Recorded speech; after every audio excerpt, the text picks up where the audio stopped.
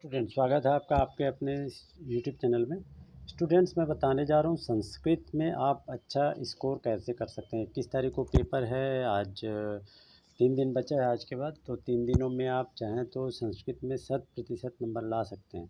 कैसे ला सकते हैं आइए मैं बताने जा रहा हूँ। अगर पहली बार देख रहे हैं सब्सक्राइब अवश्य कर लें, लाइक और शेयर अवश्य करें। तो छात्रों, ये है ब्लूप्रिंट कह सकते हो, प्रश्न पत्र का प्रारूप छत्तीसगढ़ माध्यमिक शिक्षा मंडल ने जो जारी किया है वो। अगर इसकी हम बात करें तो हम देखते हैं कि इस बार प्रत्येक यूनिट पर क्या क्या नंबर है, आप देख लीजिए। छात्रों, मैं आपको ये दिखाने के बाद यूनिट वाइज फिर से एक्सप्लेन करूँगा कैसे किस यूनिट में कितने मार्क्स हैं। साथ ही साथ इसके बाद मैं दो सैम्पल पेपर का लिंक डिस्क्रिप्शन बॉक्स में दूंगा, उस पर डिस्कस करूँगा।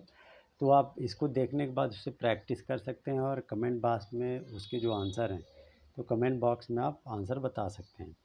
देखिए स्टूडेंट्स, पहला जो ये शब्द रूप संख्या यूनिट है उसमें 4 अंक के आने हैं और 4 अंक का जो प्रश्न रहेगा, एक एक अंक का 2 अंक का एक। धातु रूप या अव्यय से संबंधित 5 नंबर के प्रश्न हैं, जो कि एक एक नंबर के 2 प्रश्न हैं और 3 नंबर का एक प्रश्न आएगा। संधि में से संधि और समास, ये महत्वपूर्ण पार्ट है। संधि से 3 नंबर का टोटल प्रश्न है, जिसमें एक एक नंबर का एक प्रश्न है और 2 नंबर का एक प्रश्न है। उसी तरह से समास को ले लें तो समास 3 नंबर का पूछा जाएगा, जिसमें 3 नंबर का एक प्रश्न ही केवल पूछा जाएगा। प्रत्यय की बात करें, कृदंत और तद्धित प्रत्यय के अंतर्गत 3 नंबर का प्रश्न आएगा।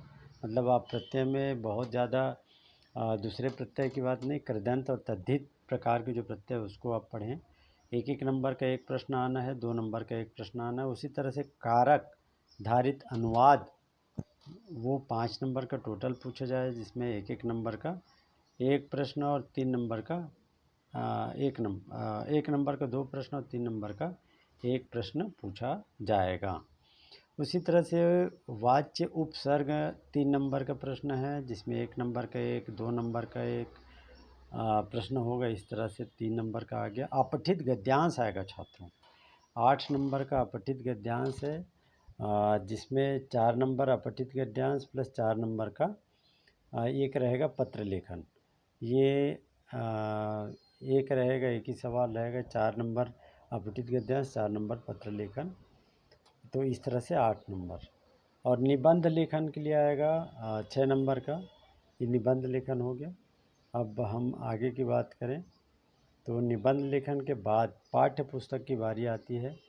पाठ्य पुस्तक से गद्यांश वाला जो पोर्शन है वो 6 नंबर का आना है, 3-3 नंबर का 2 है। उसी तरह से पद्यांश या पोइट्री वाला जो पोर्शन, श्लोक वाला जो पोर्शन है, 6 नंबर का 3-3 का 2 प्रश्न आना है। प्रश्नोत्तर है 2-2, मतलब 4 आएगा, 2 प्रश्न आना है 4-4 नंबर के। सुभाषितानी से आएगा 5 नंबर वाला प्रश्न। सूक्ति का 4 नंबर का प्रश्न आएगा। वस्तुनिष्ठ प्रकार के 6 प्रश्न आने हैं। तो इस तरह से ब्लूप्रिंट की बात हो गई। आइए अब मैं आपको बता रहा हूँ कि सिलेबस में यूनिट वाइज अंक कैसे दिए जाएंगे। तो छात्रों, अब जो बता रहा हूँ महत्वपूर्ण है, देख लीजिए। अब मैं बताने जा रहा हूँ कि वो जो आप देख रहे ब्लूप्रिंट में, तो उसमें सबसे पहले हम लोगों ने देखा था 4 नंबर का आने वाला है शब्द रूप से। तो शब्द रूप से 4 नंबर का आ रहा है, तो उसमें शब्द रूप का 4 नंबर कैसे बटा हुआ है।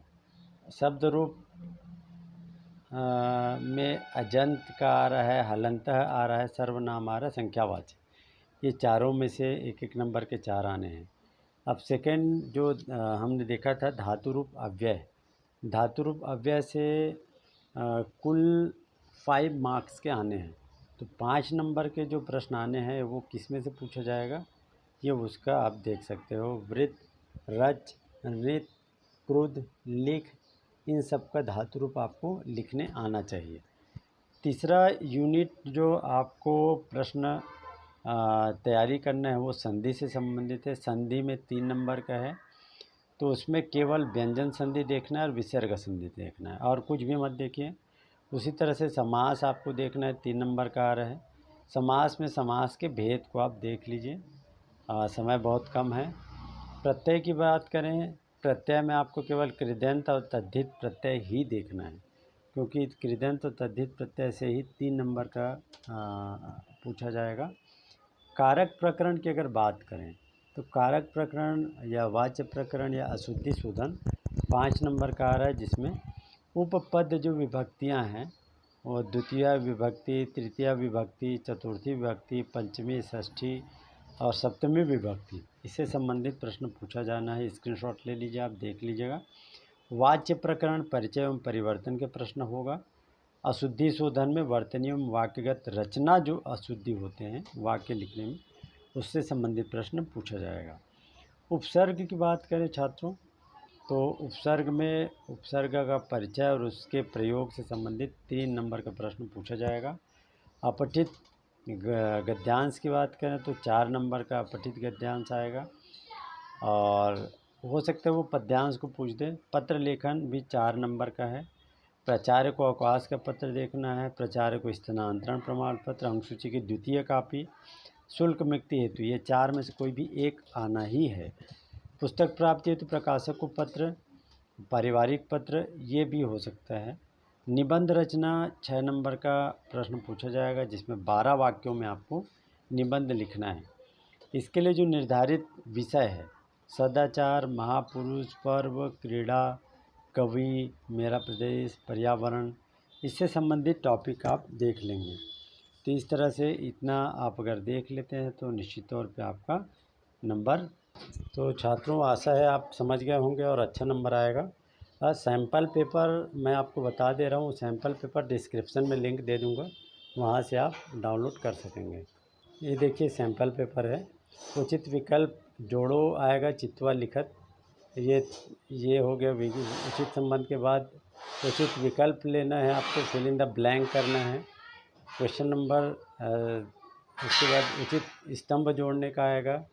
प्रश्न 2 अधोलिखित संधि का आएगा। प्रश्न 3 है, देख सकते हैं, संस्कृत भाषा में लिखना है आपको, ये अंक दिया हुआ है। चौथा प्रश्न, 5वां प्रश्न, तो ये इसमें से आपको जो भी ब है, ब का आंसर आप कमेंट बॉक्स में लिख दीजिए, और बाकी जो प्रश्न हैं वो प्रश्न पत्र का आपको एज इट इज़ डाउनलोड करने के लिए लिंक मैं डिस्क्रिप्शन बॉक्स में दे देता हूँ। आप जल्दी से सब्सक्राइब कर लीजिए और लाइक शेयर ज़रूर करिए अपने दोस्तों के साथ। धन्यवाद।